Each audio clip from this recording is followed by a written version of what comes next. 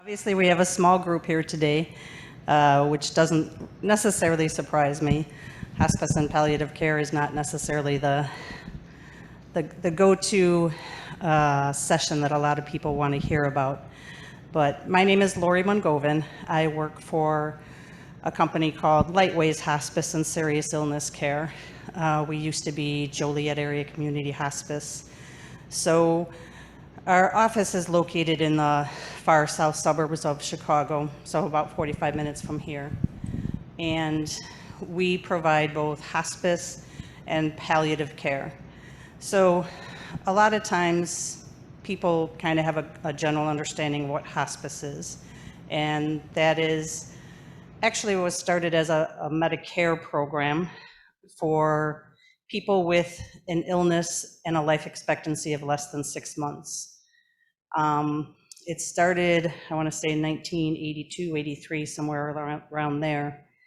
And most of the time it was always used by older people, you know, the elderly or adults with cancer and things like that.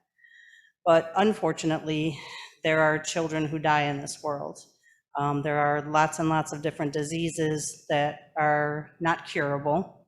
And so I've been doing pediatric hospice for almost 20 years. So I'd say about 20 years ago is when a few companies really started focusing on doing some hospice and palliative care services for children.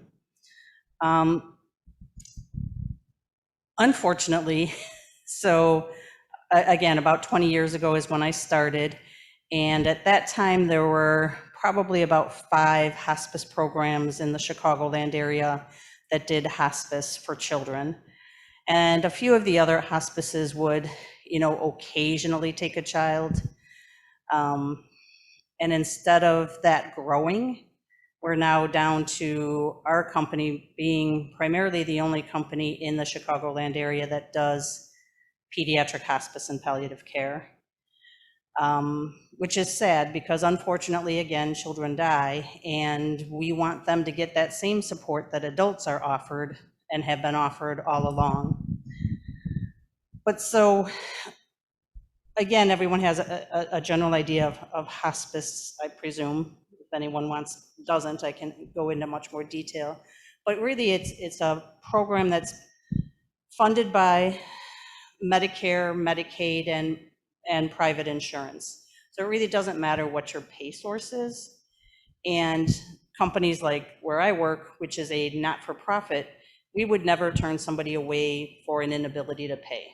You know, so if you are uninsured and you don't qualify for Medicaid or Medicare, we're still going to provide those services for you because we feel that it's a human right to be comfortable at end of life. And then with our palliative care program, again, we have both adult patients, which is run a little differently than our pediatric population patients. So can I just kind of, in this big crowd, so are most of you here because you have a child or because you are an adult or caring for an adult with illness? Child? Oh, adult? Okay. Anybody else? Child? Okay. So in the adult world and in the pediatric world, all the hospice services are pretty much, there's a handful of services that are required under the Medicare hospice benefit. So everyone has to be afforded a nurse. So a nurse will come out and do assessments on the patient, and there's always going to be an on-call availability of nurses for anything that happens during off hours. And again, everyone I think realizes that nursing is going to be that major component in people that have a serious illness. The Medicare benefit says that that nurse has to visit minimally once every 14 days. Most hospices try to make that visit minimally once a week, and again, more often as needed. So I have hospice patients that I might see just once a week, but I have other hospice patients that I might see 3 or 4 times a week. And when they're not doing well, I might be seeing every single day, including on the weekends. So the hospice benefit isn't a 9 to 5 kind of service, it's a 24-hour service. So again, depending on where you live and what hospice organization you're hooked up with, you're gonna have a number you can call 24 hours a day. That's gonna be answered by a triage nurse, who sometimes they're just gonna be able to talk you through, you might have a question on medication or, some symptom that's happening and you just wanna make sure you're giving the right medication. And that triage nurse might be able to handle that over the phone. But if you need somebody to come out and do an assessment, if you say they're not breathing comfortably, or their heart rate's really high, or they're very anxious and you want a nurse to come out, you're gonna have that availability 24 hours a day, 7 days a week, holidays, it doesn't matter. And the whole idea is that we wanna be there to be supportive for you guys.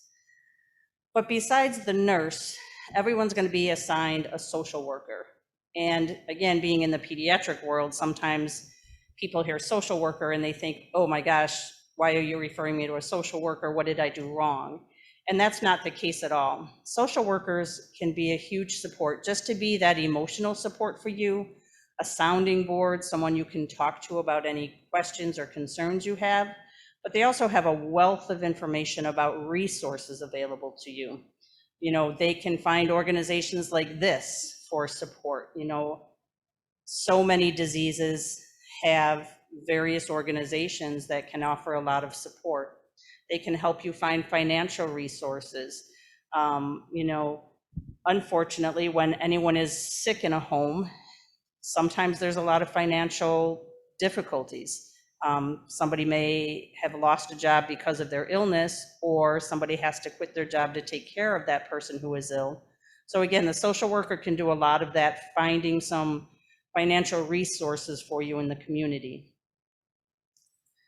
Everyone is also assigned a chaplain. And I always stress that chaplains don't promote any particular religion. They're not going to try to make you join a particular religion or try to get you to go to church. But they're there for that emotional, spiritual, and faith-based support. So again, when someone is very ill and somebody has a lot of symptoms going on, they might be suffering a little bit. A lot of times that's when people start to question their faith, question God or whatever belief you have. And so that chaplain is there for that sounding board. They're not going to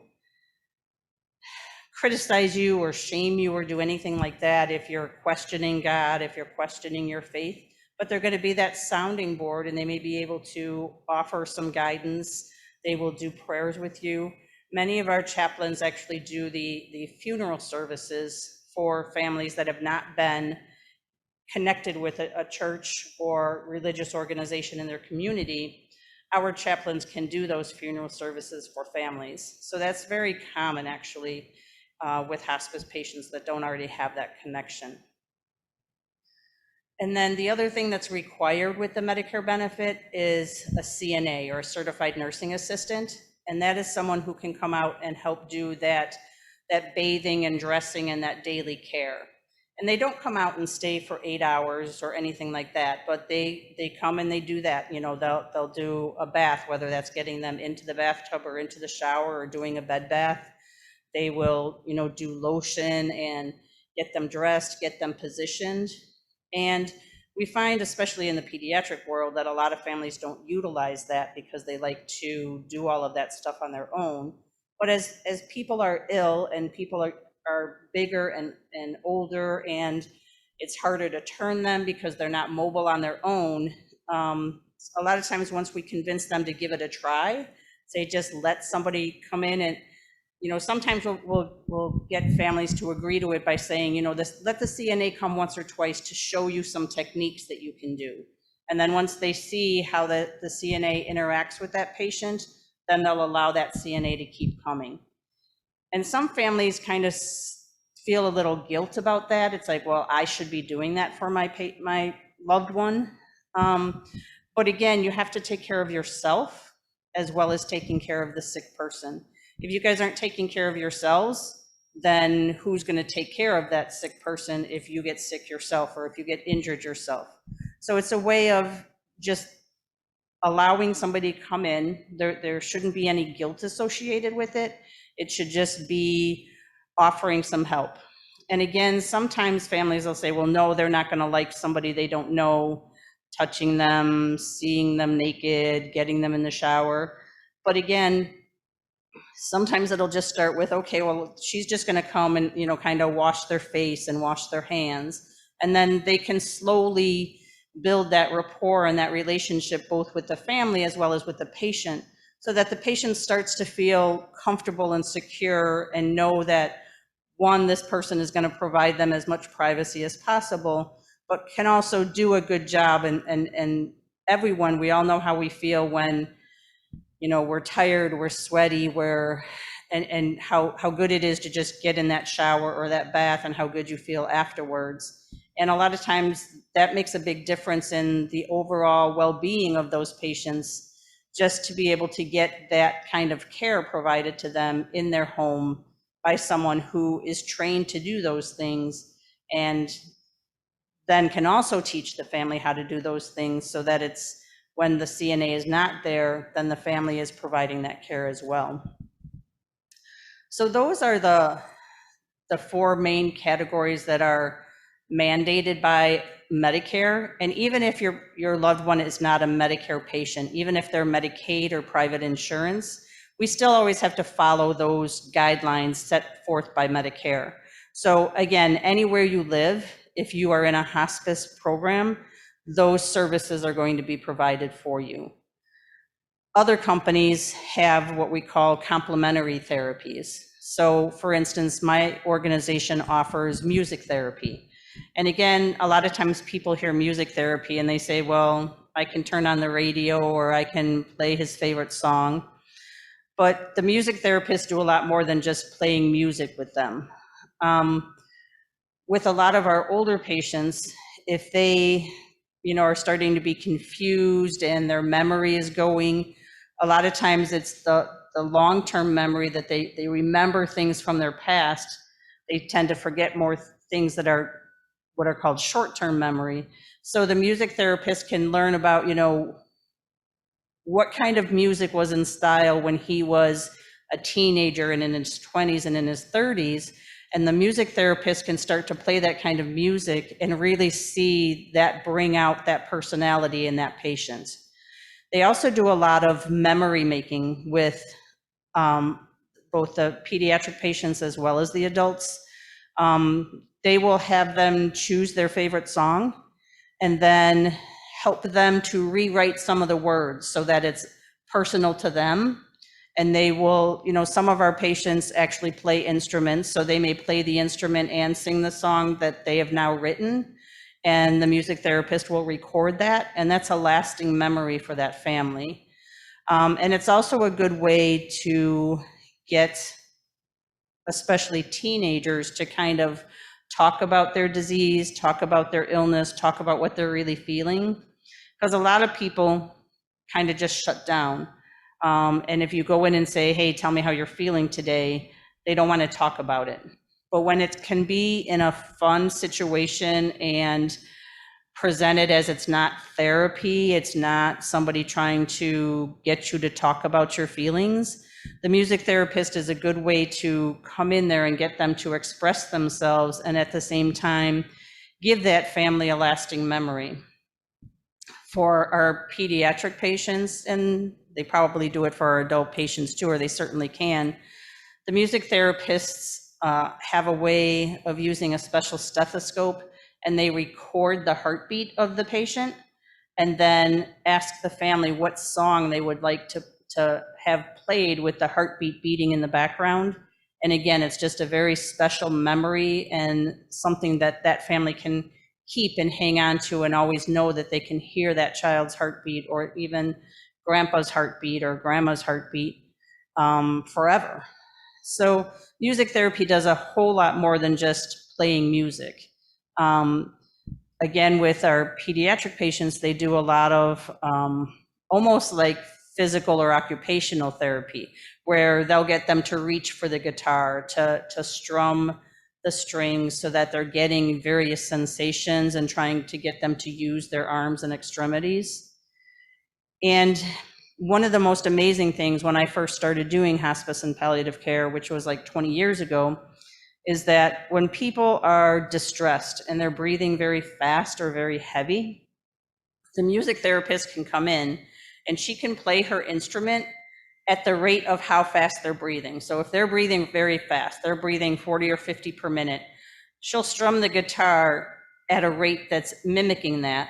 And then after she does that for a couple minutes, she will start to slow down her rate, and it will slow down the breathing rate of the patient. It's really a very phenomenal thing to watch. But they explain it as like when we are in the car and we're listening to a song and then we hear that song playing in our head the rest of the day. They say it's called entrainment, so that they will slowly slow down their rate of strumming the guitar until the patient slows down to that rate, and that comfortable breathing can last for many hours even after the music therapist is gone.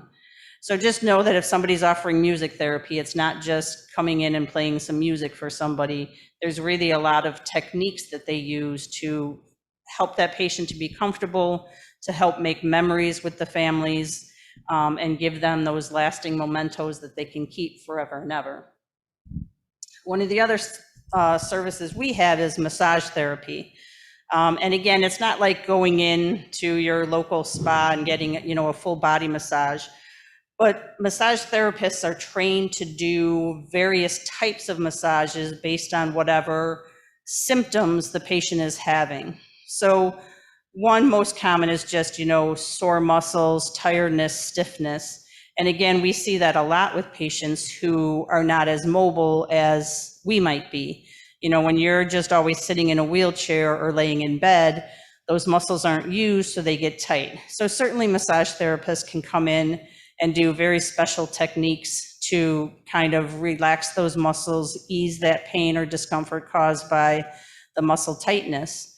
But they can also do very special massages for, let's say, a patient has constipation, and we're trying the medications to help them to have bowel movements.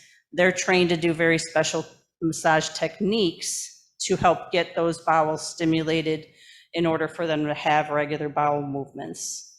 If a patient has a lot of swelling and edema from fluid buildup in their hands or their feet or their legs, again, they have very special massage techniques that they use to do massage to get that fluid flowing back into the body where it's supposed to be. So again, a lot of times these things just sound like, oh, they're just fun activities. They're just, not anything particular, but they really are used to focus on patients' symptoms and to help those patients to be as comfortable as they can. And then at our program, we also have what's called a child life specialist. And she works with our pediatric patients, but she also works with the children of adult patients or the grandchildren of adult patients. And she kind of goes in and she is kind of a play therapist. She'll go in and just slowly start doing fun things with them to build up their trust and build a good rapport and relationship. And then again, she has ways of, if they start asking questions about what's going on with my brother, my sister, my mom, my dad, my grandma, my grandpa, she is able to use play to explain things to them at their developmental level so that they can understand what's going on, and to try and present it in a way that's not going to be frightening for them. Children tend to respond much better to illnesses and death than adults do. Sometimes we'll have families say, well, I don't want the kids to see him once he dies. I don't want them to be there when he dies. But children tend to respond much better. On the flip side of that, children don't understand that permanency of death. So when a sibling dies, or when grandma or grandpa dies, or mom or dad, the family might tell them they've died, they're at the funeral home, or they've gone to heaven, or whatever your beliefs are.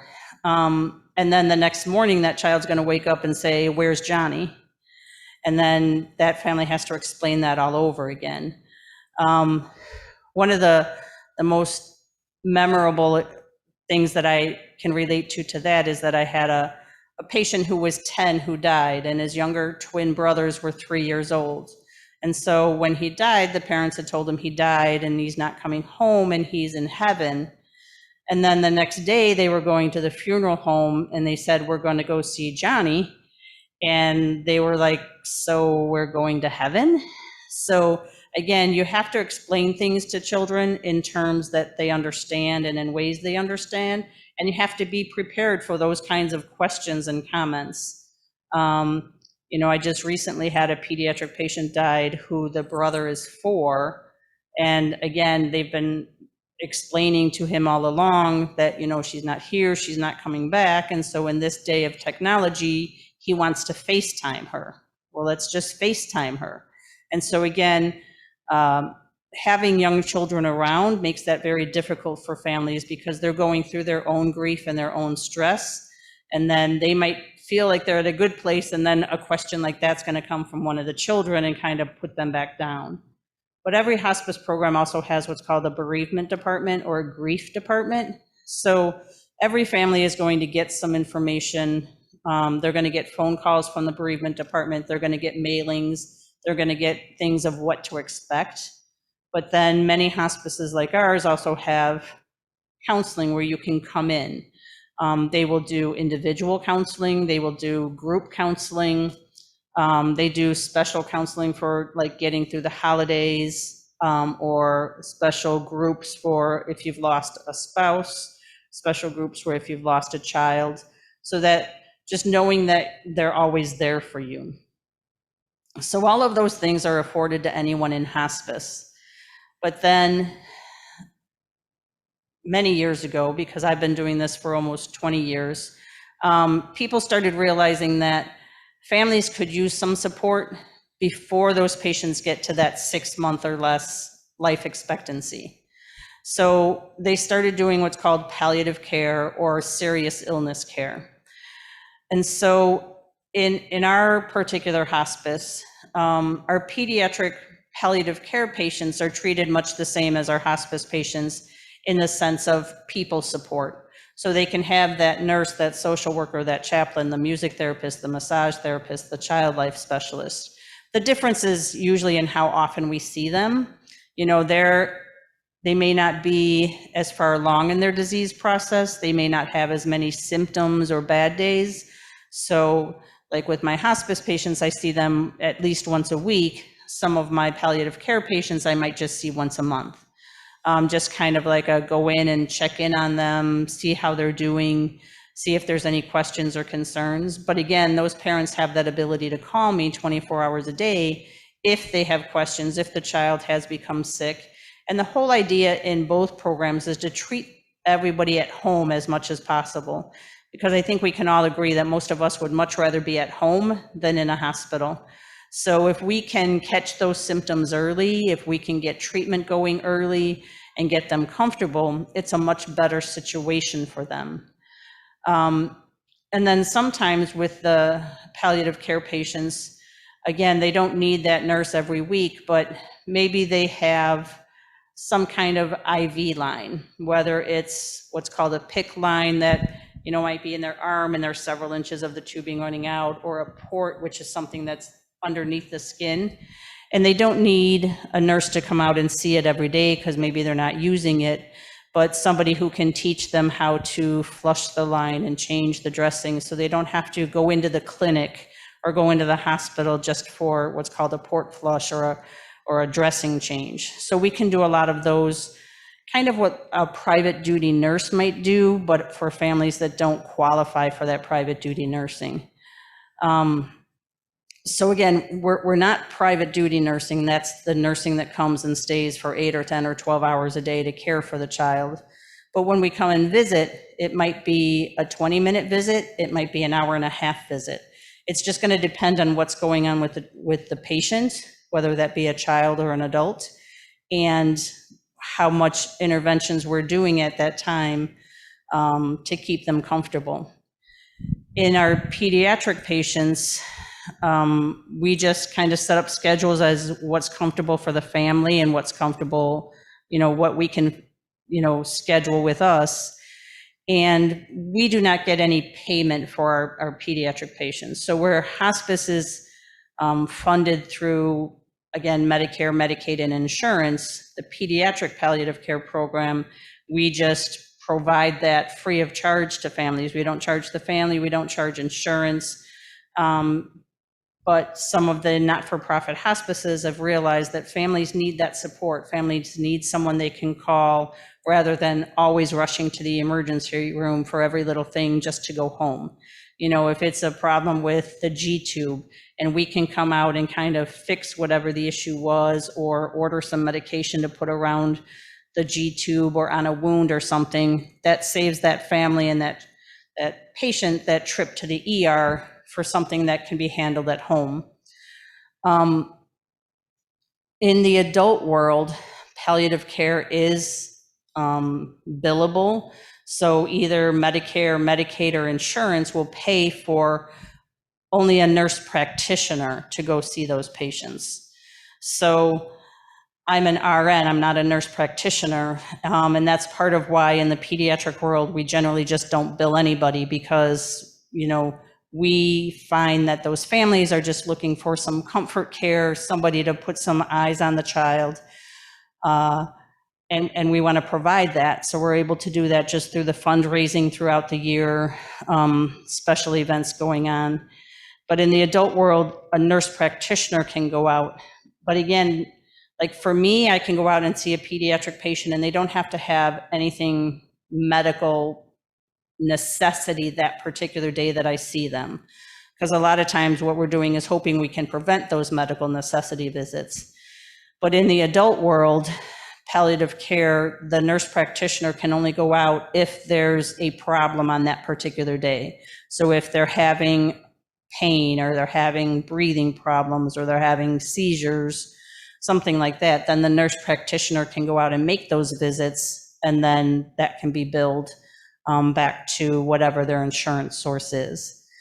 And they can also have a social worker that can go out and, again, help with all those kinds of things I talked with earlier, where it's, you know, either just that emotional support for the patient or family, or finding resources for them in the community.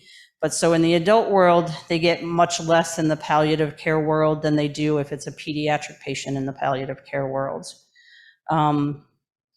In palliative care, they only get what we call those people services. So again, they can have the nurse, the social worker, the chaplain, music, massage, child life. They can have all of those services.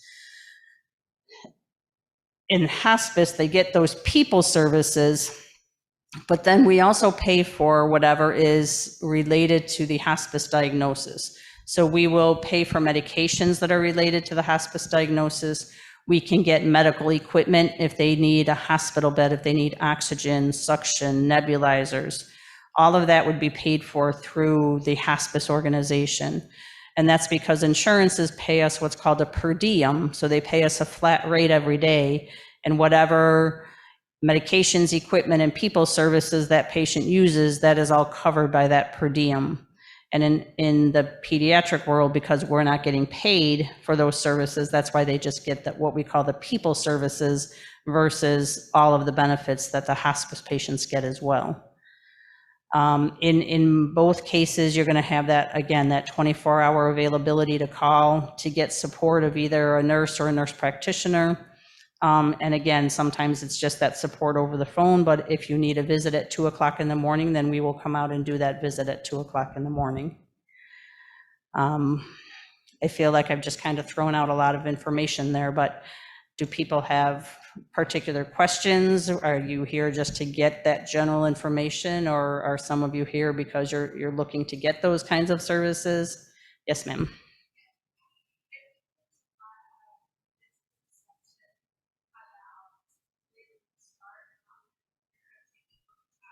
Okay. Mm-hmm.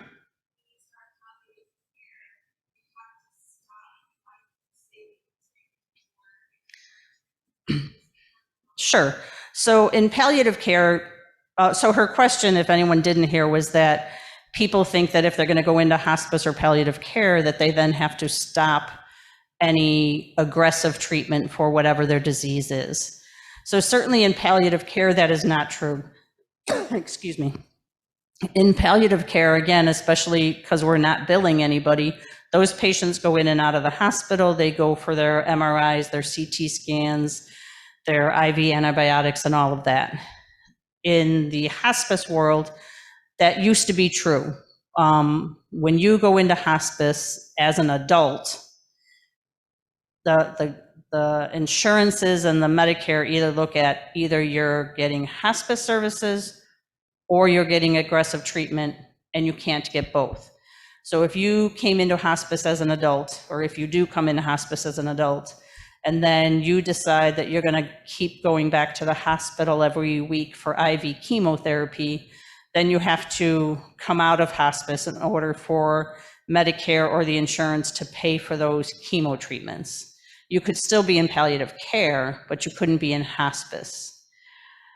In the pediatric world, that has changed.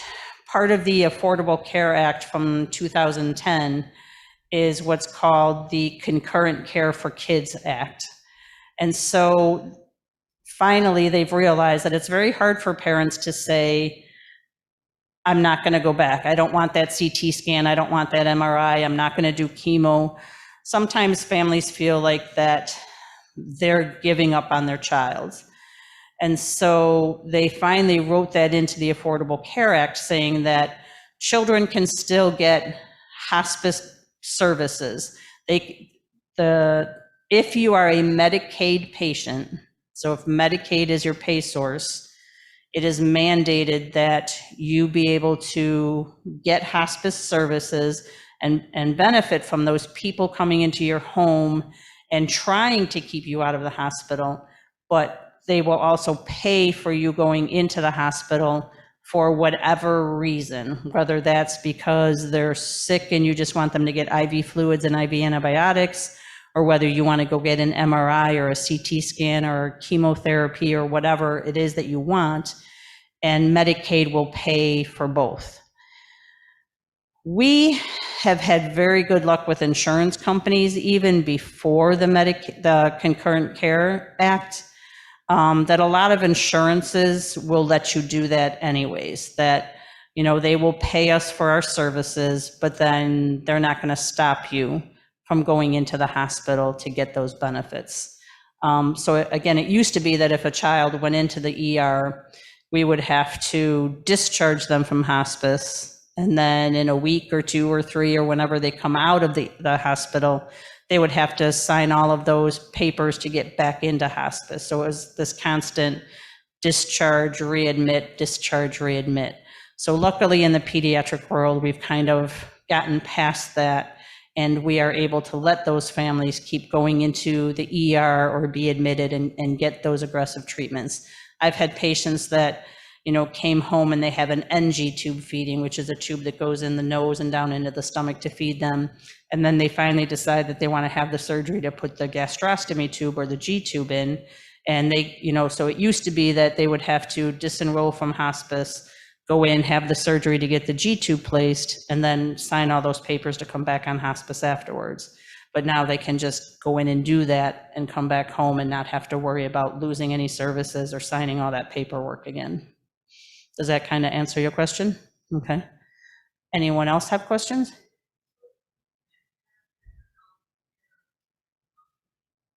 If you're a pediatric patient, you can have private duty nursing, and that's what we call shift nursing.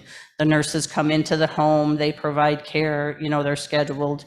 You know, I have various patients. Some are 8-hour shifts, 10-hour shifts, 12-hour shifts, whatever. And again, it used to be that you couldn't. You either had private duty nursing or you had hospice, or all those insurances looked at what they refer to as double dipping. Well, we're not going to pay 2 nursing agencies. But because of that Concurrent Care for Children Act, you are now able to do both. You are able to have private duty nursing as well as hospice services. In the adult world, you cannot have both. You have to, you know, it would be one or the other. But in the adult world, there's not a lot that have the private duty nursing. They might have home health who comes in and, let's say, draws labs or does a wound care. But what people don't realize is that hospice nurse can simply take over those services. So it's not like he would not get wound care anymore, or he would not get his dressings changed or anything like that. It's just that it would be a different nurse who's doing that.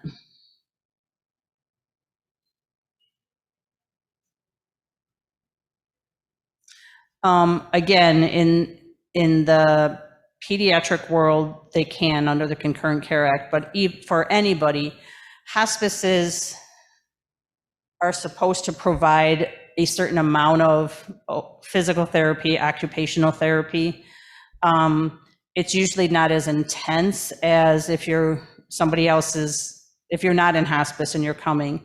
But either way, to satisfy, either to satisfy the hospice paying for the service or to satisfy the insurance paying for the service, the physical therapist or the occupational therapist is only going to keep coming if they see progress. If they keep coming and the patient's not making any progress, or if they're just kind of at a stable level or they're getting worse, they're not going to keep coming. But that's pretty much the same either, again, in the hospice world, as well as if insurance is paying for those services.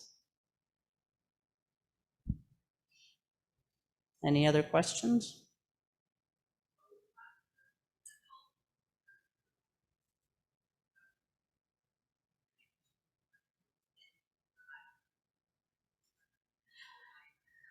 Right. For the adult world, it is a true progression towards end of life. Again, they can do some OT and PT, so like our organization, a lot of patients, when they first come out of the hospital, if the wheelchair is new or the walker is new, or they've just lost some strength from being in the hospital, we will have our OT or PT therapy organization that we contract with go out, they'll do an evaluation and they can do some sessions.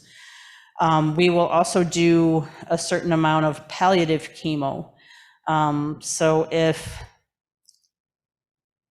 the oncologist and the patient understand that they're not going to keep getting chemo forever and ever, but let's say the tumor is grown so it's causing some particular symptom, we will pay for, X number of chemotherapy sessions to try and reduce that tumor, to reduce those symptoms, knowing that it's not a curative treatment, but it's a palliative treatment. Palliative meaning that it's trying to relieve any symptoms that they're having.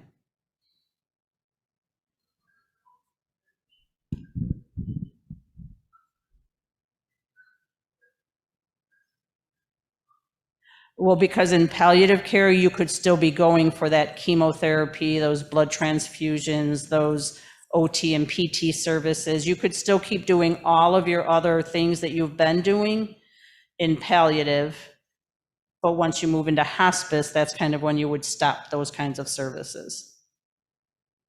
In palliative, if you had private duty nursing, you could keep private duty nursing, because it's just billed a whole different way. Hospice services are billed on a per diem, so the insurances pay us that flat rate per day, whereas palliative care in the adult world is paid per visit. So it's just kind of like another doctor that you're consulting with, kind of like if you're going to the eye doctor or you're going to the neurologist, it's billed kind of that same way. So you can keep going to all those other specialists, you can keep going in and out of the hospital, you can keep getting that private duty nursing or that home health that's coming out for a particular reason when you're in palliative care with the adults.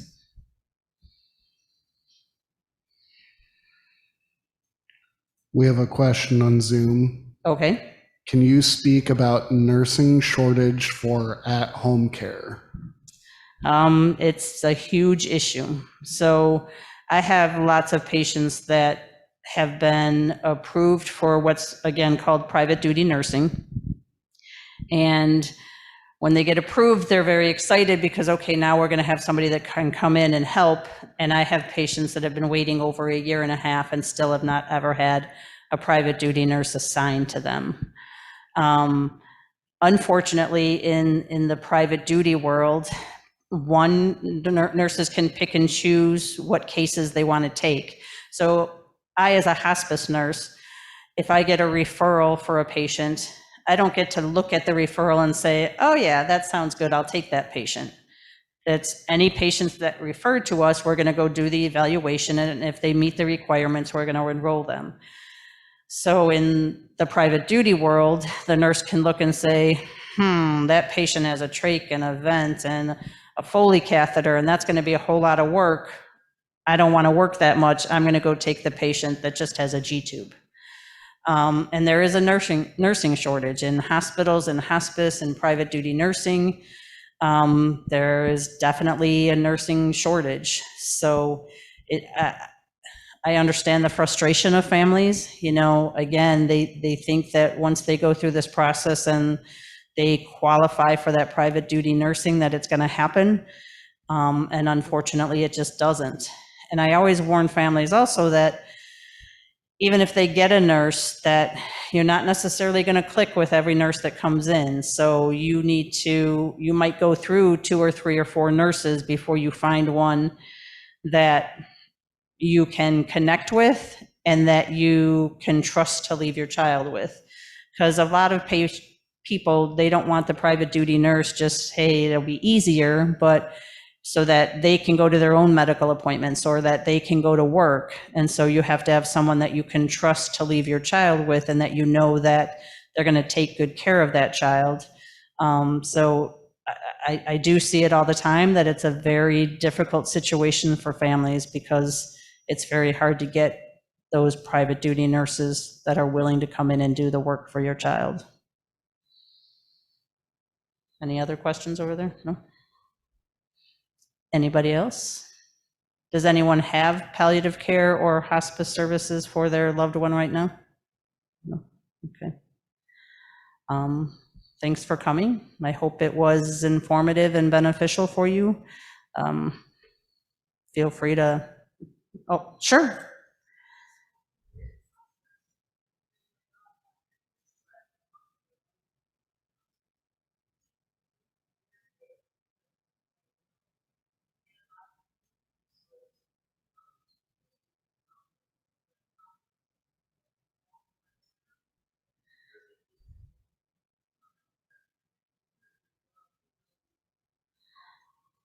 Right. And that is a difficult determination. We have a lot more leeway in pediatric patients and in patients that are funded by an insurance versus Medicare. Medicaid, we've been pretty lucky with too. With children, it's very hard to know when that 6-month life expectancy kicks in. These are degenerative diseases. And some people progress much more quickly than other people progress. So it's very hard to pinpoint when that is. So when somebody comes into hospice, we have to fill out paperwork to show why they qualify for hospice. Are they losing weight? Are they losing more mobility skills? Are they more tired? Are they having more trouble breathing? Are they having trouble tolerating their feedings? All things like that, just some general things that show that they're declining. And then initially, for the first 6 months, every 3 months, we have to fill out all that paperwork again, and then every 2 months. And all of that gets sent to either the insurance, Medicaid, or Medicare to justify why we believe they're still eligible for hospice. In kids, we have a lot more leeway where, we have to look at it as, would it surprise us if this patient declined and died within the next 6 months? And if we can show that we still believe that, then we can keep them in the hospice program. And the same is true with adults. So again, the hospice program is designed for, or the definition is their life expectancy is supposed to be less than 6 months. But that doesn't mean that at 6 months we have to kick them out of hospice. I've had patients in hospice for many years because, again, many of these diseases, they can be perfectly fine and then they can go to sleep one day and just not wake up. And we still want to be there for that support for that family. But yes, depending on the hospice you're with, sometimes it does just kind of look like, hey, they've been so stable, that we really just don't think that it meets the qualifications. It's really hard to specify exactly what those qualifications are, but usually it's a matter of how they're eating, how functionable they are they declining in strength, are they sleeping much more, are they starting to not tolerate their foods, either they're vomiting or they're having a lot of diarrhea every time you feed them. So a lot of it is just looking at those kinds of things. Are they talking less, or are they more difficult to understand when they're talking? So those are all the kinds of things that a hospice should be looking at when deciding whether that patient meets those hospice eligibility requirements. So it's a lot easier when they have just, like if you have cancer, you kind of follow this pattern. If you have heart disease, you kind of follow this pattern. But when you have degenerative diseases like this, it's very hard because they don't all follow that same pattern. Some decline much quicker than others, and some kind of decline and then plateau, and then decline and then plateau. And it's just kind of how long is that plateau before they say, okay, we don't think they meet those hospice requirements.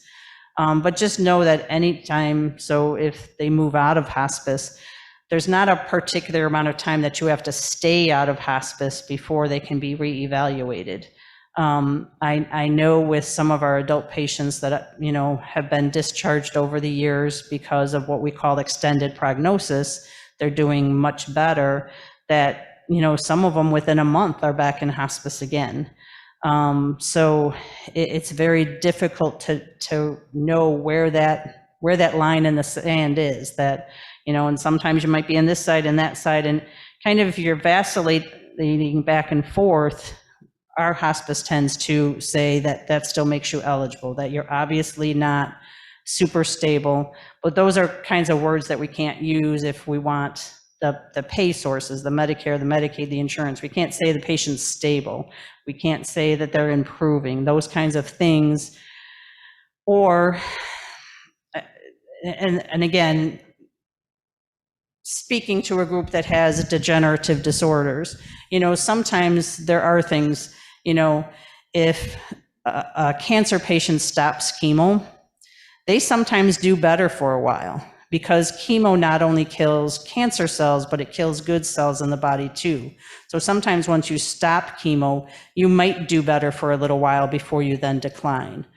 Or sometimes if a patient has a lot of edema, the extra fluid in their hands and feet, and they get better because we're doing massage therapy, because we have them on medications, then we're showing that our treatment of the patient is making them more comfortable by treating those symptoms. But it's not that those things just went away on their own. But again, it's a very fine line in the degenerative disorders to know, at what point. Because again, it's not just this, but even something like ALS or Lou Gehrig's disease, where, they start to lose muscle mass, they become wheelchair bound, some of them become ventilator dependent.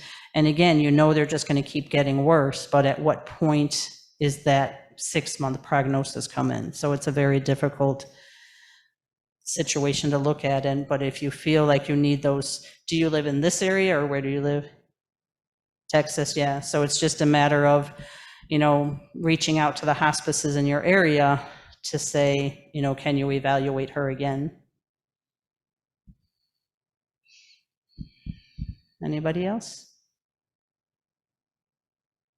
Well, again, thank you for coming. I hope I gave you some beneficial information. You guys have a good rest of your conference.